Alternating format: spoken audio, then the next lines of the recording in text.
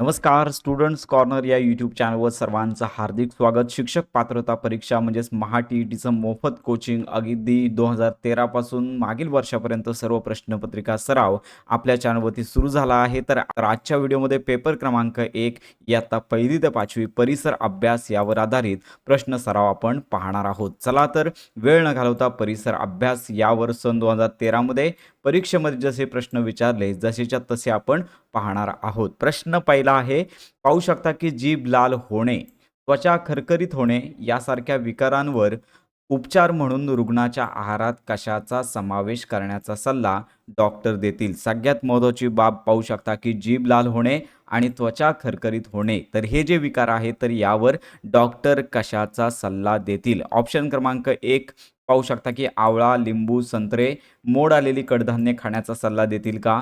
त्यानंतर दूध, shark liver oil, त्यानंतर कॉड लिव्हर ऑइल खाण्याचा सल्ला मिळेल का? डाळी, पालेभाज्या, दूध, त्याचबरोबर पालेभाज्या, पिवळी पिकलेली फळे, गाजर, पपई, दूध. तर अशा प्रकारचे हे ऑप्शन देण्यात आलेले आहेत. तर याच्यामध्ये लक्षात घ्या की जीभ लाल होणे आणि त्वचा खरखरीत होणे हे प्रामुख्याने लक्षात घ्या की व्हिटॅमिन जे बी आहे तर या व्हिटॅमिन बीच्या अभावी हा आजार होत असतो. म्हणून साधारणतः पेलाग्रा असेल या विकारांमध्ये या गोष्टी दिसतात. त्यामुळे डॉक्टर साधारणतः डाळी, पालेभाज्या आणि दूध या जीवनसत्वांचा म्हणजेच या ठिकाणी बी जीवनसत्व जास्त असतं. त्यामुळे डाळी, पालेभाज्या, दूध या गोष्टी घेण्याचा सल्ला डॉक्टर देतील. त्यामुळे ऑप्शन क्रमांक सी बरोबर आहे. प्रश्न पुढचा, खालील पर्यायातील प्राण्यांचा सर्वसाधारण आयुर्मानाप्रमाणे उतरता क्रम लावल्यास सुरुवातीपासून दुसरा प्राणी कोणता येईल? सर्वप्रथम प्राण्यांची लिस्ट पाहूया. सर्वप्रथम पहिला प्राणी आहे शहामृग, घरमाशी, कुत्रा आणि हत्ती. तर याच्यामध्ये उतरता क्रम लावायचा आहे. उतरता क्रम सगळ्यांना माहिती पाहिजे. चढता क्रम म्हणजेच लहानापासून मोठ्याकडे आणि उतरता क्रम आहे ते मोठ्यापासून लहानाकडे. तर याच्यामध्ये पहिला जो ऑप्शन आहे पाहू शकता की यामध्ये शहामृग, घरमाशी, कुत्रा किंवा हत्ती. तर हत्तीचा आहे तो मोठा आहे. तर हा जो आहे तर 4 नंबरला आपण टाकूया, कारण का उतरता क्रम पाहूया. कारण का हत्तीचं वय साधारणतः 60 ते 70 वर्षापर्यंत असतं आणि त्याच्यानंतर हत्तीनंतर दुसरा क्रमांक जातो तो शहामृगचा. साधारणतः शहामृगचं वय 40 ते 50 वर्ष असते आणि त्याच्यानंतर कुत्रा हा 3 नंबरला उतरत्या क्रमांमध्ये सॉरी इथे 3 आणि कुत्रा हा 2 नंबरला उतरत्या क्रमाने येईल, कारण का कुत्र्याचं वय आहे 10 ते 13 वर्ष. आणि सगळ्यात शेवटीचा गट आहे घरमाशी. घरमाशीचं वय लक्षात घ्या 15 ते 30 दिवस असतं. त्यामुळे आयुर्मानानुसार उतरता क्रम जर लावल्यास तर सुरुवातीपासून दुसरा प्राणी कुठला येईल? तर यामध्ये ऑप्शन क्रमांक लक्षात घ्या. जो दुसरा ऑप्शन येतो तर याच्यामध्ये शहामृग उतरता क्रम म्हणजेच वरून खाली येण्याचा दुसरा क्रम आहे शहामृग. म्हणून ऑप्शन क्रमांक ए या प्रश्नाचं अचूक उत्तर आहे. प्रश्न 123वा हा जो क्रम आहे तो जसा परीक्षेमध्ये आला होता तशाच प्रकारे हा क्रम आहे. त्यामुळे सोनकिडे कशासाठी उपयोगी पडतात? सगळ्यांना माहिती पाहिजे की सोनकिडे, तर सोनकिडे जे आहेत तर याच्यामध्ये हे बागेमध्ये जे उपद्रवी कीटक आहेत तर लक्षात घ्या की हे नैसर्गिकरित्या कीटक जे तर सोनकिडे कशासाठी उपयोगी पडतात? रेशीम संवर्धन, कीटक संवर्धन, मधमाशांच्या पोळ्यांचे संवर्धन, कीटक नियंत्रण. तर लक्षात घ्या याचा अचूक उत्तर आहे कीटक नियंत्रण. कारण का रेशीम किडे हा वेगळा का पार्ट आहे रेशीम किड्यांसाठी. रेशीम किडा पाळला जातो रेशीम संवर्धनासाठी आणि कीटक संवर्धन तर कोणीच करत नाही. मधमाशांच्या पोळ्यांचे संवर्धनासाठी मधमाशा असतात. त्यामुळे सोनकिडे आहेत कीटक संरक्षणासाठी किंवा कीटक सोनकिडे आहेत ते कीटक नियंत्रणासाठी त्याचा उपयोग केला जातो. कारण का सोनकिडे लेडी बग्स जे आहेत तर बागेतील उपद्रवी कीटक आहेत ते लक्षात घ्या की जे कीटक आहेत बागेमध्ये ते खाण्याचं काम हे सोनकिडे करतात आणि त्याच्यामुळे कीटक नियंत्रण राहतं. म्हणून ऑप्शन क्रमांक डी अचूक पर्याय आहे. पुढचा प्रश्न, मानवाचे किती दात पडून पुन्हा नव्याने दात येतात? हा महत्त्वाचा प्रश्न आहे. मानवाचे किती दात पडून पुन्हा नव्याने दात येतात? याच्यामध्ये 14, 20, 28, 32. तर या प्रश्नाचं अचूक उत्तर आहे ऑप्शन क्रमांक ब 20. कारण का मानवाच्या आयुष्यात दुधाचे एकूण 20 दात येतात आणि लक्षात घ्या जे पडून त्याच्या जागी कायमस्वरूपी दात येतात. तर लक्षात घ्या 32 दात नव्हे तर फक्त 20च दात मानवाच्या आयुष्यामध्ये दुधाचे दात पडून त्या ठिकाणी नवीन दात येतात. म्हणून ऑप्शन क्रमांक बी हा अचूक पर्याय आहे. पुढचा प्रश्न आहे, पितळेची भांडी कोणत्या धातूंच्या मिश्रणातून तयार करतात? ऑप्शन आहे जस्त आणि तांबे, तांबे किंवा लोखंड, निकेल आणि जस्त, लोखंड आणि निकेल. 125वा प्रश्न आहे, तर याचं अचूक उत्तर आहे पाहू शकता ऑप्शन क्रमांक ए, जस्त आणि तांबे यांच्या मिश्रणातून पितळेची भांडी तयार केली जातात. कारण का पितळ, ब्रास आणि त्याचबरोबर तांबे म्हणजे कॉपर, तर यांचे मिश्रण आहे, तर याच्यातूनच लक्षात घ्या झिंक हा धातू तयार होतो आणि यातूनच पितळेची भांडी तयार केली जातात. अशा प्रकारे ऑप्शन क्रमांक ए अचूक पर्याय आहे. प्रश्न 126वा, खालील पर्यायांपैकी योग्य विधान कोणते? विधान प्रॉपर वाचा. यामध्ये सगळ्यात महत्त्वाचं पहिलं विधान, सर्व जीवाणू उपद्रवी असतात. जीवाणू संदर्भातली ही स्टेटमेंट आहे. विषाणू संदर्भातली ही स्टेटमेंट आहे. त्यानंतर दुसरा ऑप्शन आहे, सर्व जीवाणू उपकारक असतात. तिसरा आहे, काही जीवाणू उपद्रवी असतात तर काही उपकारक असतात. जीवाणू व विषाणू समान आकाराचे असतात. तर ह्या विधानापैकी केवळ एकच विधान अचूक आहे. तर यामध्ये 126वा प्रश्न आहे, तर याचं अचूक उत्तर आहे ऑप्शन क्रमांक सी. कारण का सर्व जीवाणू उपद्रवी नसतातच, कारण का सर्व जीवाणू उपकारक सुद्धा असतात. म्हणजेच उपद्रवी आणि उपकारक दोन्ही सुद्धा स्टेटमेंट लागत आहेत. आणि शेवटचा जो तिसरा जो ऑप्शन आहे हा अचूक पर्याय आहे. तर काही जीवाणू लक्षात घ्या उपद्रवी तर काही अपकारक असतात. म्हणजेच लक्षात घ्या की ह्या दोन्ही स्टेटमेंट बरोबर आहेत, पण याच्यामध्ये दोन्ही स्टेटमेंट कव्हर केलेले आहेत. सी बरोबर आहे. डी, जीवाणू आणि विषाणू समान आकाराचे नसतात. म्हणून ऑप्शन क्रमांक सी हा अचूक पर्याय आहे. तर उदाहरणार्थ जर पाहिलं तर जीवाणू काही जे आहेत म्हणजेच लॅक्टोबॅसिलस सारखे जे जीवाणू आहेत ते दही बनवण्यासाठी, दुधापासून दही बनवण्यासाठी उपयोगी होतात. म्हणजेच काही चांगले सुद्धा असतात आणि अपकारक सुद्धा असतात. प्रश्न 27वा, स्टेनलेस स्टीलचा लक्षात घ्या, स्टेनलेस स्टील आहे कोणत्या पदार्थामुळे स्टेनलेस स्टीलला चकाकी येते? म्हणजे जी झळाळी असते ती कशामुळे येते? निकेल, कथील, जस्त, ग्रॅफाइट. तर या प्रश्नाचं सगळ्यांना आन्सर माहिती आहे की ऑप्शन क्रमांक ए, स्टेनलेस स्टीलमध्ये लोखंड असतं, तर लोखंडासोबत क्रोमियम आणि निकेल वापरलं जातं आणि ज्यामुळे त्याला चकाकी मिळते आणि गंज लागत नाही. म्हणून ऑप्शन क्रमांक ए अचूक पर्याय आहे. प्रश्न 128वा, अणूमधील इलेक्ट्रॉनचे वस्तुमान प्रोटॉन्स व न्यूट्रॉन्स वस्तुमानाच्या तुलनेत कसे असते? अणू लक्षात घ्या, त्याच्यामध्ये इलेक्ट्रॉनचे वस्तुमान प्रोटॉन्स आणि न्यूट्रॉनच्या वस्तुमानाच्या तुलनेत कसे असते? निमपट असते, फारच कमी असते, समान असते, जास्त असते. 128वा प्रश्न आहे, याचं अचूक उत्तर आहे की अणूमधील इलेक्ट्रॉन आणि वस्तुमान इलेक्ट्रॉनचे वस्तुमान प्रोटॉन्स आणि न्यूट्रॉनच्या फारच कमी असते. अशा प्रकारचं हे उत्तर आहे. कारण का सगळ्यात महत्त्वाची बाब म्हणजेच इलेक्ट्रॉनचे वस्तुमान प्रोटॉन किंवा न्यूट्रॉनच्या तुलनेत जवळ-जवळ 1836 पट लक्षात घ्या कमी असते, म्हणजेच नगण्य असते. म्हणजेच अणूमधील इलेक्ट्रॉनचे वस्तुमान प्रोटॉन व न्यूट्रॉनच्या वस्तुमानामध्ये 1836 पट कमी असते जवळ-जवळ. तर म्हणून ऑप्शन क्रमांक ब हा अचूक पर्याय आहे. 129वा प्रश्न, खालील पर्यायापैकी निसर्गातील सफाई कामगार कोण आहे? साप, वटवाघूळ, वाळवी किंवा घार? प्रश्न काळजीपूर्वक वाचा. निसर्गातील सफाई कामगार कोणाला म्हटलेला आहे? तर याचं अचूक उत्तर आहे ऑप्शन क्रमांक सी, वाळवी. साप देखील सगळ्यांना वाटू शकतं, वटवाघूळ तर मुळातच नाही आहे, घार सुद्धा आहे, पण यापेक्षा वाळवी हा महत्त्वाचा भाग आहे. कारण का जो प्रश्न आहे व्यवस्थित वाचल्यानंतर तुम्हाला आन्सर कळेल. कारण का दिलेल्या पर्यायामध्ये वाळवी आहे मृत लाकूड किंवा सेंद्रिय पदार्थ खाऊन त्यांचं विघटन करते आणि म्हणून तिला निसर्गातील सफाई कामगार म्हटलं जातं. लक्षात घ्या, साप आणि घार देखील मानवाचे मित्र मानले जातात, परंतु विघटनाचे काम वाळवी करते. म्हणून या प्रश्नाचं अचूक उत्तर आहे ऑप्शन क्रमांक सी, क.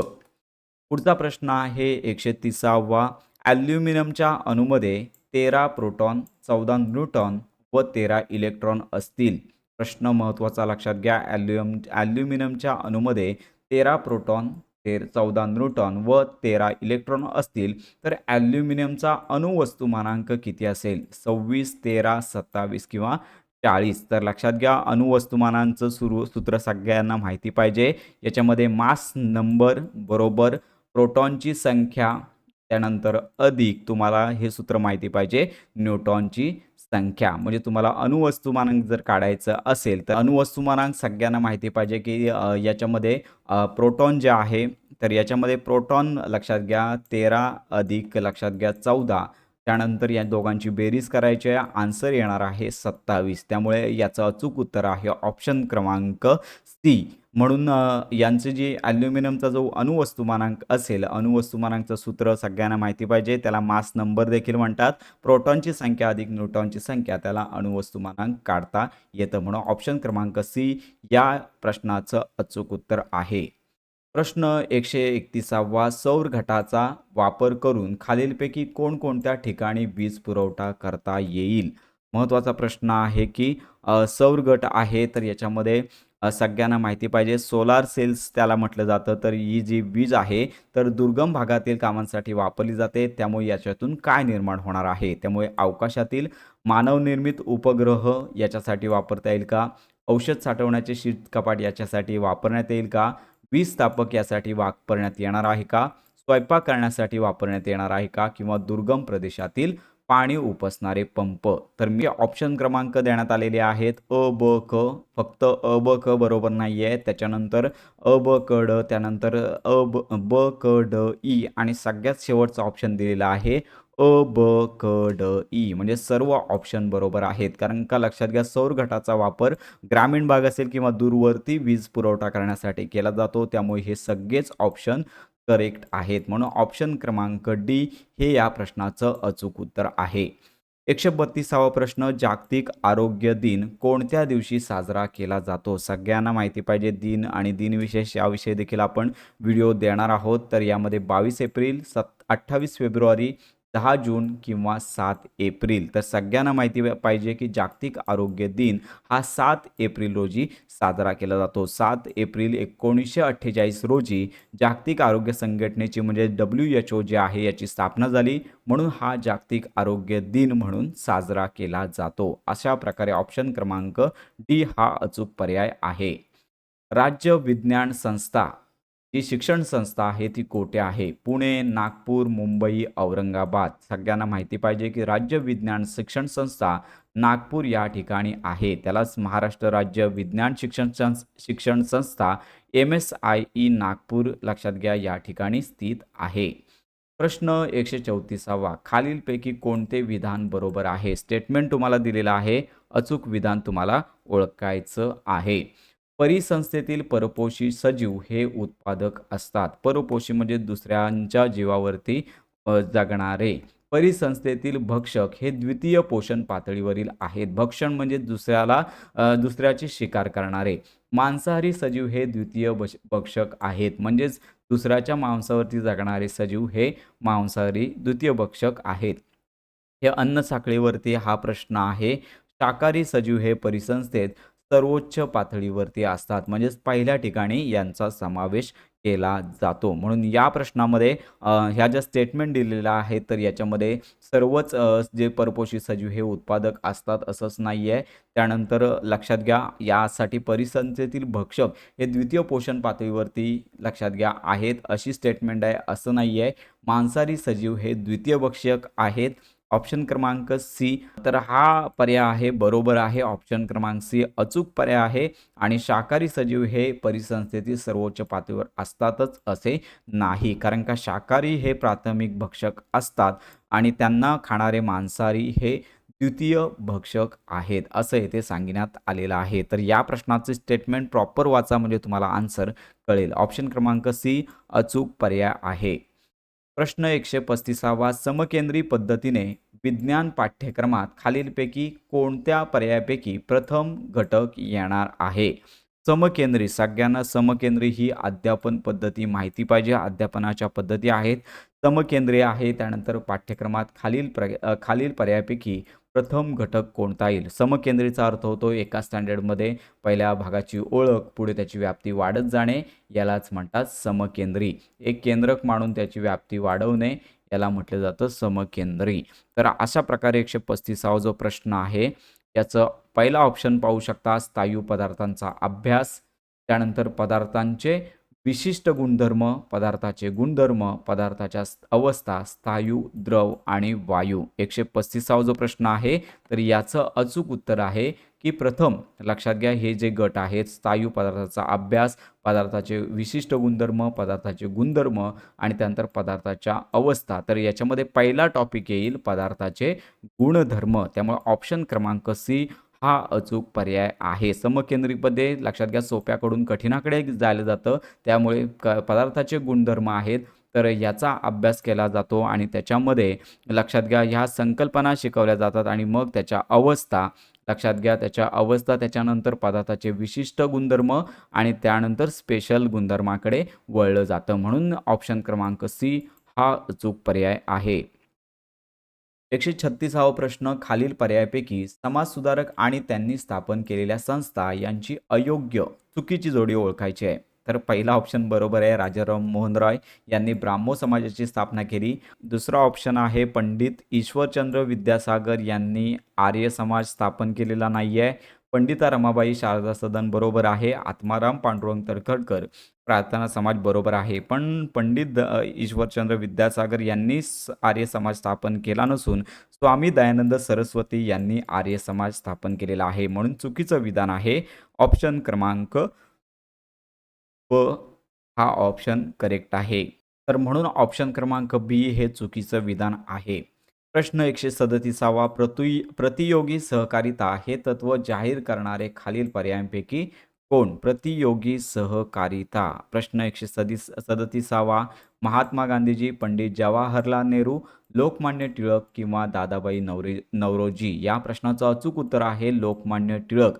प्रतियोगी सहकारिता त्याला रिस्पॉन्सिव्ह कॉपरेशन असं म्हटलं जातं. हे धोरण लोकमान्य टिळक यांनी जाहीर केलं होतं. बाळ गंगाधर टिळकांनी हे जाहीर केलं असल्यामुळे ऑप्शन क्रमांक सी अचूक पर्याय आहे. मुरुंबदेवचा किल्ला आणि खेळणा किल्ला यांची छत्रपती शिवरायांनी अनुक्रमे कोणती नावे नव्याने दिली? अशा प्रकारचे प्रश्न देखील येतात. राजगड, विशाळगड, विशाळगड राजगड, रायगड प्रतापगड, प्रतापगड रायगड. तर या प्रश्नाचं अचूक उत्तर आहे ऑप्शन क्रमांक ए.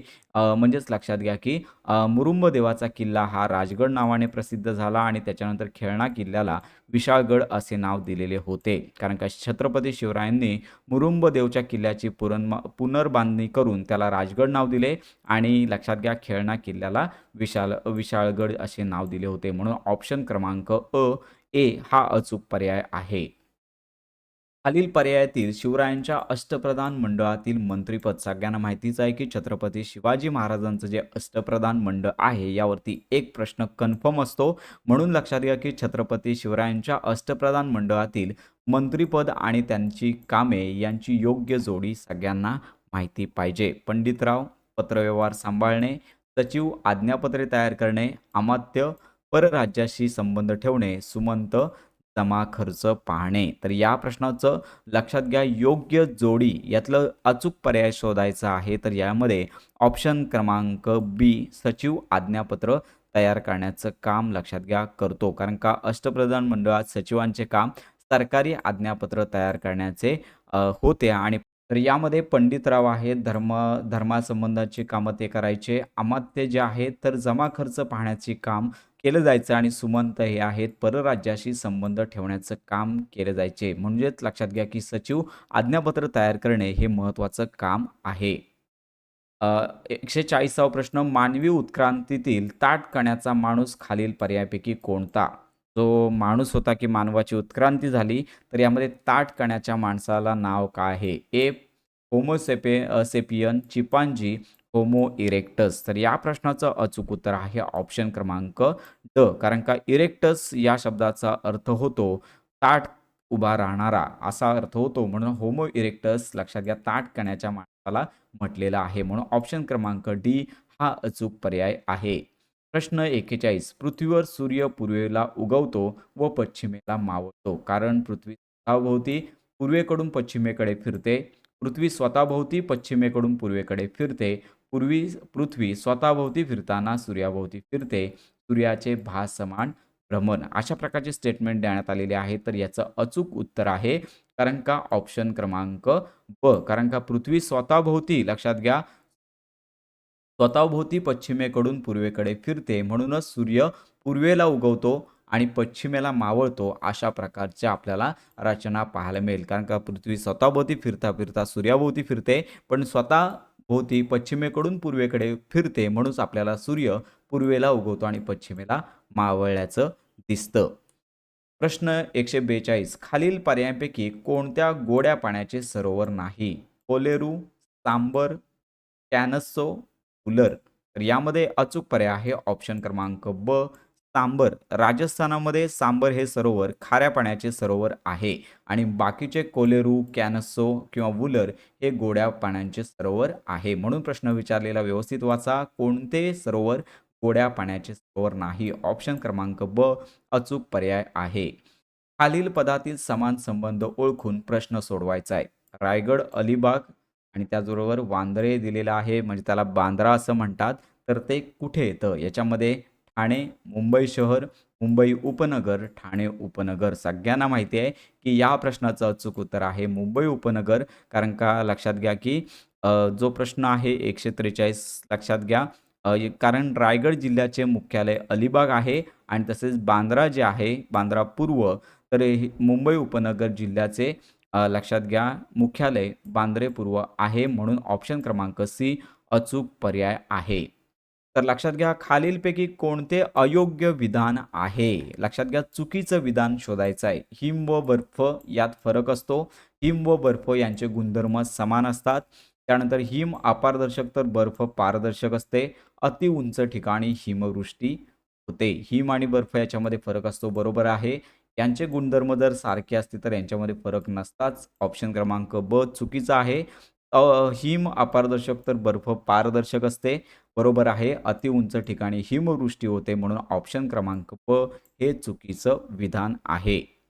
प्रश्न 145वा आसाम या घटक राज्याची सीमा एकूण किती राज्यांना संलग्न आहे? सगळ्यांना भारताचा नकाशा परिचयाचा असेल. याच्यामध्ये 7, 8, 9, 6. तर या प्रश्नाचं अचूक उत्तर आहे ऑप्शन क्रमांक ए 7. कारण का आसाम राज्याची सीमा अरुणाचल प्रदेश असेल, नागालँड असेल, मणिपूर, मिझोराम, त्रिपुरा, मेघालय आणि पश्चिम बंगाल अशा 7 राज्यांना लागून आहे. तर सगळ्यांना माहिती पाहिजे की आसाम या राज्याची सीमा.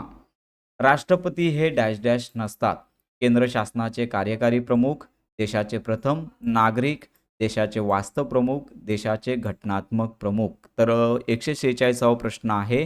तर लक्षात घ्या की केंद्र शासनाचे कार्यकारी प्रमुख असतातच. प्रथम नागरिकसुद्धा त्यांना म्हटलं जातं आणि त्यानंतर देशाचे वास्तव प्रमुख त्यांना म्हटलं जात नाही आणि घटनात्मक प्रमुख देखील ते असतात. म्हणून ऑप्शन क्रमांक सी हे विधान चुकीचं आहे. कारण का राष्ट्रपती हे घटनात्मक प्रमुख, पण भारताचे वास्तव प्रमुख रिअल हेड नसतात, तर ती भूमिका पंतप्रधान यांची असते. म्हणून ऑप्शन क्रमांक सी अचूक पर्याय म्हणजे चुकीचं विधान आहे. राज्यघटनेनुसार शिक्षण हा विषय कोणत्या सूचीत समाविष्ट आहे? वारंवार येणारा प्रश्न. केंद्र सूची, राज्य सूची, समवर्ती सूची, विशेष सूची. तर 147वा अतिशय महत्त्वाचा प्रश्न आहे. तर याचं अचूक उत्तर आहे शिक्षण हा विषय समवर्ती सूचीमध्ये आहे. कारण का 1976 लक्षात घ्या 1976ची 42वी घटना दुरुस्ती जी झाली, तर या दुरुस्तीनुसार शिक्षण हा विषय राज्य सूचीकडून सुरुवातीला शिक्षण हा राज्य सूचीकडून समवर्ती सूचीमध्ये हलवण्यात आला. 1976 मध्ये 42वी घटना दुरुस्ती झाली त्यावेळी हा घटक समवर्ती सूचीमध्ये घेण्यात आलेला आहे. 148वा प्रश्न खालील पर्यायामध्ये गटात न बसणारा पर्याय कोणता? जागतिक आरोग्य परिषद, WHO, जागतिक व्यापार संघटना WTO, अन्नधान्य कृषी परिषद FAO, संयुक्त राष्ट्राची शैक्षणिक, वैज्ञानिक, सांस्कृतिक परिषद युनेस्को. तर येथे सगळ्यांचा लॉंग फॉर्म दिलेला आहे, सगळ्यांना माहिती पाहिजे. 148वा प्रश्नाचं अचूक उत्तर आहे ऑप्शन क्रमांक बी हे लक्षात घ्या गटात न बसणारा लक्षात घ्या ऑप्शन आहे. कारण का यामध्ये जागतिक आरोग्य संघटना, अन्नधान्य कृषी परिषद आणि राष्ट्राची जी संयुक्त राष्ट्राची शैक्षणिक, वैज्ञानिक व सांस्कृतिक परिषद आहे युनेस्को, तर ह्या 3 संघटना एकत्रित काम करतात. त्यामुळे ऑप्शन क्रमांक बी यामध्ये बसत नाही आहे. कारण का WHO, FAO आणि लक्षात घ्या युनेस्को तर या संयुक्त संस्थांना UN विशेष संस्था आहेत. तर WTO ही एक लक्षात घ्या स्वतंत्र आंतरराष्ट्रीय संस्था आहे, जी UNच्या अंतर्गत येत नाही. म्हणून ऑप्शन क्रमांक बी गटात बसत नाहीये. सेकंड लास्ट प्रश्न, इतिहास विषयाच्या त्रिमितीय संरचनेबाबत खालीलपैकी विधान कोणते बरोबर आहे? त्रिमितीय संस्था. 149वा प्रश्न, प्राचीन, अर्वाचीन व मध्ययुगीन भाग पडल्यास त्यास स्थळानुसार संरचना म्हणतात. राजकीय, सामाजिक व आर्थिक भाग पडल्यास त्यास विषयानुसार संरचना म्हणतात. पर्याय ए आणि येथे दिलेला आहे ऑप्शन ए फक्त अ आणि ब बरोबर.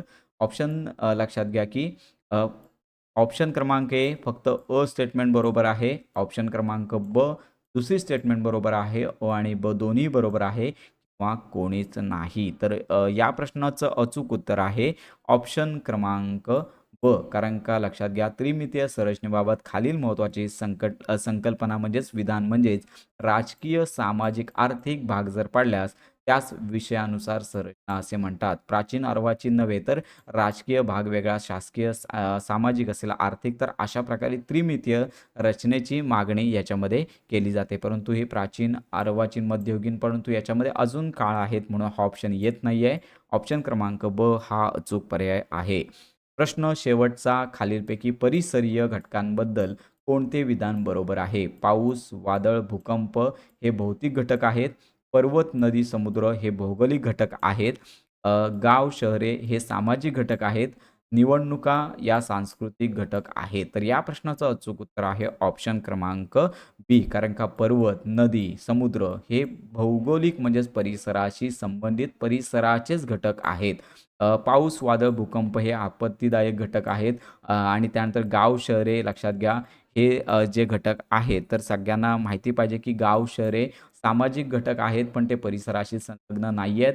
निवडणुका हे राजकीय घटक आहेत, ते देखील परिसराशी संबंधित नाही आहेत. 2 ऑप्शन बरोबर वाटतात, पण याच्यामध्ये पर्वत, नदी, समुद्र हे भौगोलिक घटक आहेत आणि वादळ, पाऊस, भूकंप ह्या घडणारे परिसरातील घटक आहेत. म्हणजेच या पर्वत, नदी, समुद्र यांच्यावर डिपेंड आहे. म्हणून हा पहिला ऑप्शन वगळला तर बी ऑप्शन हा अचूक पर्याय आहे. तर अशा प्रकारे आपण 2013 परीक्षा जी झाली TETची, तर याचा जो प्रश्न सराव परिसर अभ्यासचा पाहिला, तर ही महत्त्वाची माहिती सर्वांपर्यंत नक्की शेअर करा. भेटूया पुन्हा एका नव्या व्हिडिओमध्ये.